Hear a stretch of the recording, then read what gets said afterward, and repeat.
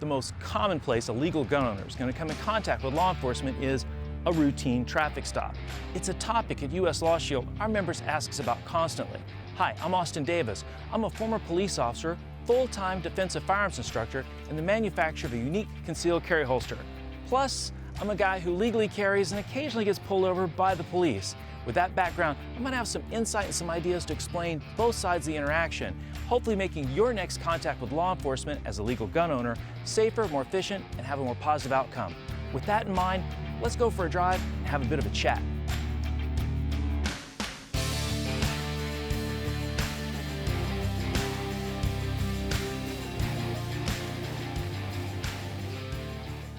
How did this all start?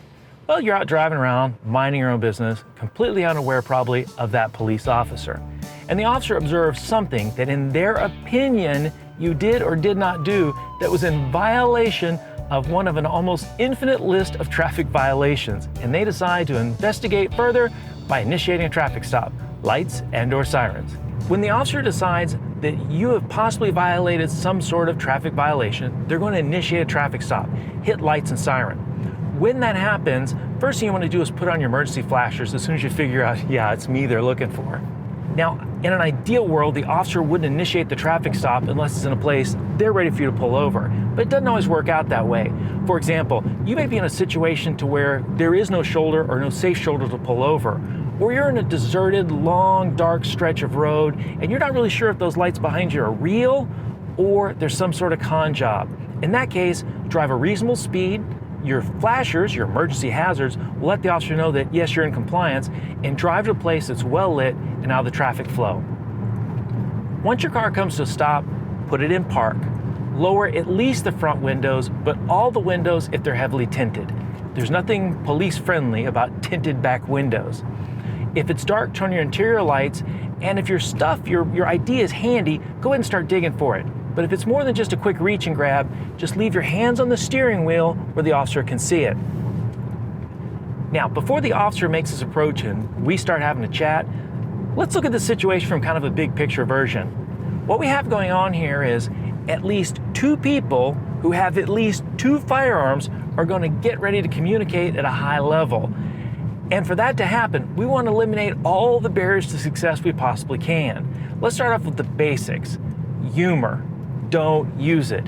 Even if you have a good joke, like, do you think when a regular dog sees a police dog, he thinks, oh man, be cool, it's a cop?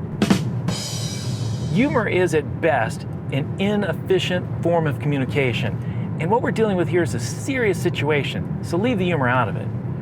Sarcasm. Sarcasm does not build rapport, and there is zero chance of you being sarcastic helping the situation.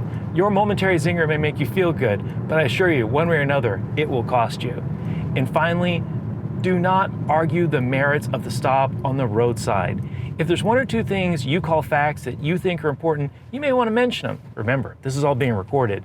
But the time for argument and discussion over what the issues of that traffic stop are when you have a lawyer and there's a judge present in the courtroom.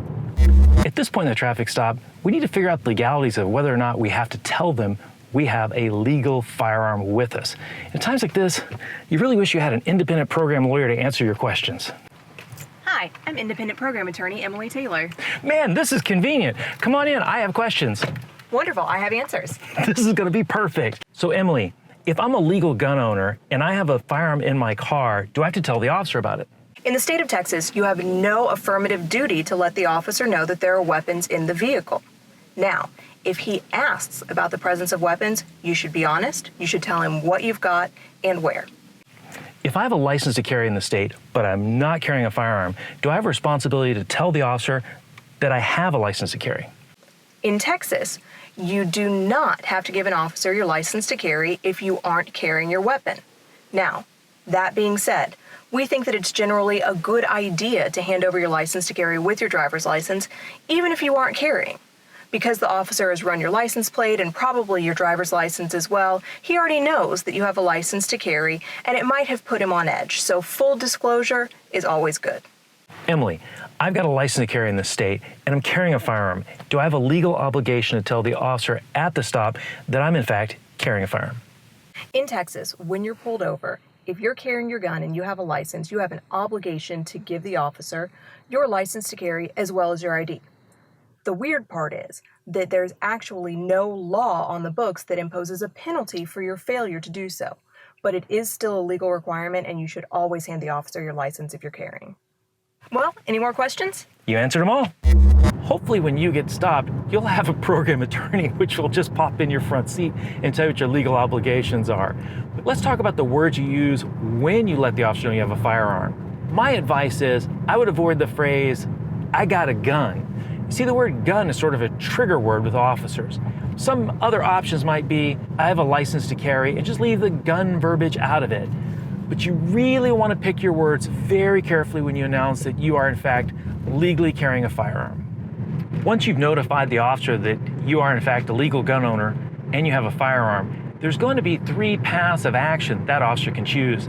The first one is just let you keep it. Usually when they let you keep it, they'll say something like, "Okay, you don't touch yours, I won't touch mine. Do not adjust, do not fiddle, do not manipulate your firearm. Leave your hands so you can see it, and the process will go fine." The second option is the officer will want to remove the firearm from you during the traffic stop for the officer's safety. And that's still a pretty straightforward process. If so, say, "Officer, no problem. How do you want to handle this?" Usually what they'll do is they'll ask you out of the car, you'll put your hands on a fixed object that'll ask the location of the firearm, and they'll remove it off you. Don't act quickly, follow the instructions, no problem. The third option is the most difficult and the most complex.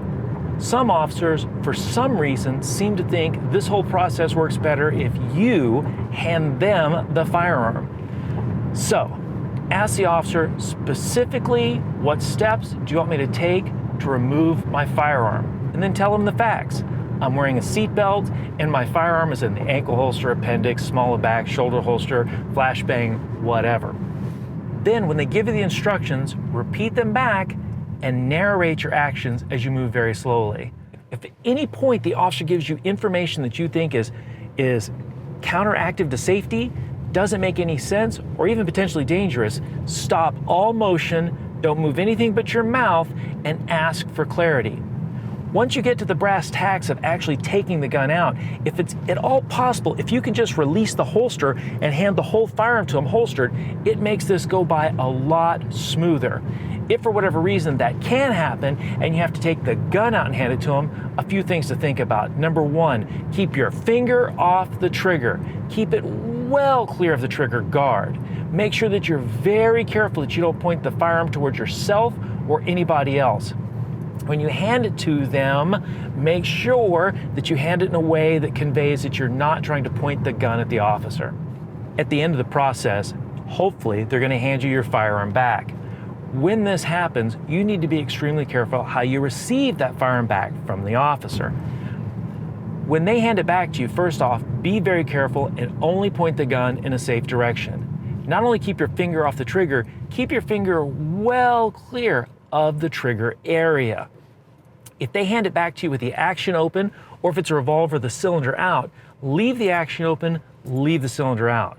If they hand it back to you with the cylinder closed or the action closed, do not do a check to see if there's a round in it, and do not reload the gun and do not manipulate it.